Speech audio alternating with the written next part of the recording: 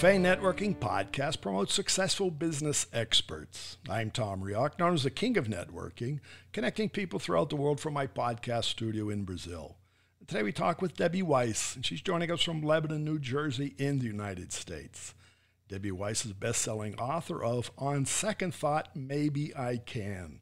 She's a speaker and also podcast host, inspiring women to take control of their lives. So Debbie, how do we go about shifting from I can't to I can? Well, first of all, Tom, thank you so much for having me. And it took me many, many years, probably until I was into my 50s, that I realized that that shift is my choice. Mm-hmm. I didn't realize that I had a choice. I just thought, here's my life circumstances. You know, there's good things, there's bad things, and this is it. I have no control. It happened to me, right, not for me. And when I realized that by changing the way I was thinking, mm-hmm, started to change my views, my outlook, and made me realize I'm the one who's been telling myself I can't. And that's why I titled my book, On Second Thought, Maybe I Can, because it's really about stopping. And for me, the natural answer when someone asked me to do something that was out of my comfort zone, or I had some thought that I said, oh, that's crazy, that's ridiculous, you can't do that, my knee-jerk reaction was always, right, I can't. And then if you pause for a minute and you say, on second thought, let me think about this. Why can't I? Maybe I can do this. You know, you tell yourself all of these excuses. And so the first step in shifting to I can't to I can is awareness of your thoughts.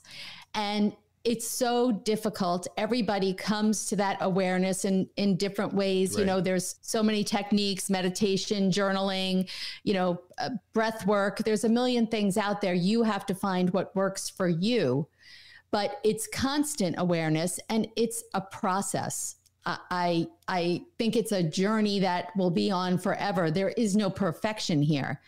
But if you can at least find yourself paying attention to your thoughts, and even if it's after you've made a decision of I can't, to be able to look back and say, well, now, wait a second, maybe I can. One of the things that I found very helpful was I made a maybe I can list, a list of all of the things that I have already accomplished and done in my life that I thought I couldn't. Right. Or somebody told you shouldn't. Right. Because when we're talking about inspiring women, and you mentioned you've come to this conclusion of you can around 50 in age. Mm-hmm. And obviously, and unfortunately, throughout the world, many women have been told, not that they can't, but they shouldn't. And so they've, just taken that to themselves that they can't. Exactly. You just accept I shouldn't it because, it's not permitted, it's illegal or whatever. And within the cultures of different countries. So that sharing at your stage of life, you came to the conclusion. Younger women today, they don't have the history of the negative experience of the can't. They sometimes are more frustrated. They start out being I can. Yes. You know what I found interesting with my memoir, it's basically, my life divided into three parts: how I developed my limiting beliefs as a child, the kind of circumstances, life struggles that presented itself. And then once I realized I can change, the last third is what I've been doing the last 10 years. And I really felt, and I still do feel, that women who are my age, midlife, I'll say I'm still midlife, they're the ones who are going to resonate with this message. Right. However, interestingly enough, I've gotten so much feedback from young women in their 20s. Right. And I never realized, I didn't think that they could relate because they're only 20. And so sure, you have struggles. Well, but I could see how they relate because obviously many of them have parents. They have mothers who may be at the same stage and may be telling them that they can't. Very good point, Tom. Yeah. It's so once you're actually aware of this, then it is taking that pause and noticing when you're stopping yourself. Why can't we dream big? It doesn't matter. I stopped dreaming. Somehow when I became an adult and I had those responsibilities of working and earning money and then having a family and all of that, it was about everybody else. Right. And I was also a caregiver to my father for 30 years, who was disabled, my husband who was ill, and I have a son who has special needs. So I've been a caregiver for over 45 years. I would not change that. I'm thrilled that I was able to be there. Right. No. But what I did was I let my caregiving responsibilities consume my life. Mm-hmm. And I thought, this is my lot in life. I am a caregiver. I'm helping, but that doesn't mean that I can't do what is in my heart. And I didn't even know that there was anything in there. You transformed that. You still are giving care to women today. Absolutely. And you're actually doing it in a different way. Which is amazing. When I was younger, speaking of, someone telling you can't, when I was going to college, my mother said, you're the first generation who can be anything you want to be. Mm-hmm. What do you want to be? And I said, I want to be a teacher. She said, no, you can't be a teacher. That's exactly what we're getting away from. Women were only allowed to be teachers and nurses. Right. You can do anything. And so I wasn't a teacher. I was actually an accountant and then changed careers. But you know what? Almost 60 years. I'm going to be 60 in a couple weeks. Now I'm a teacher. I'm not a traditional classroom teacher. Right. But that's what I'm doing. I'm teaching and inspiring women. That's true. To let them see, yes, there is another way. And I didn't know the other way. And maybe you don't know the other way. But regardless of what's going on in your life, you can still take control. Well, you see, we get boxed in because of a title. Yes. Whereas today, we are who we are what we are, and we can because you've decided that you can. And it's not somebody else who decided and came to you and say, well, now you can.